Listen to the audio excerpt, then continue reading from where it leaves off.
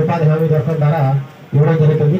దానికి సంబంధించినటువంటి ప్రపోజల్స్ అన్ని కూడా గ్రామ పంచాయతీకి ఉన్నటువంటి గ్రామ సర్పంచి అలాగే లోకల్ లీడర్స్ అందరూ కూడా ఆ రైతులు విస్టా వర్క్స్ అన్ని కూడా ఇక్కడ చేయడం జరుగుతుంది.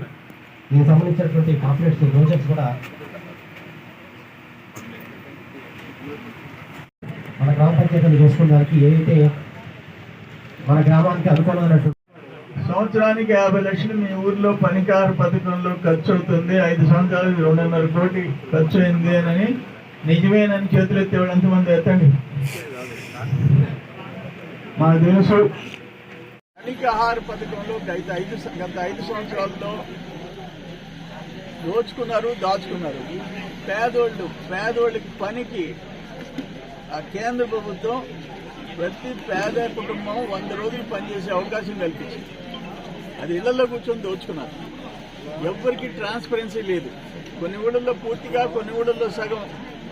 ఇప్పుడు నేను వస్తే, ఒక ఎమ్మెల్యేగా నేను వస్తే సభకి ముందుగా టైం ఇచ్చి వస్తే అక్కడ పిడూరులో అయినా ఇక్కడైనా వాళ్ళని పిలిచి ఎంత ఖర్చు పెట్టారే అంటే సచివాలయం కార్యదర్శి చెప్పరు, ఆ ఫీల్డ్ అసిస్టెంట్ చెప్పరు, ఆ టెక్నికల్ అసిస్టెంట్ చెప్పరు. నీళ్ళు అవుతారు.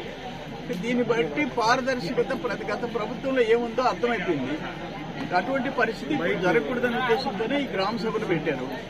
ఈ దోచుకోవటం అనేది ఫుల్ స్టాప్ పెట్టేయాల్సిందే.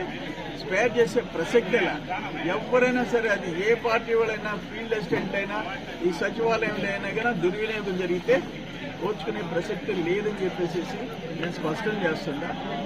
గత 5 సంవత్సరాల్లో జరిగిన అవన్నీ అవినీతి అక్రమాల మీద కూడా విచారణ జరిపిస్తాం. వదిలిపెట్టే ప్రసక్తి.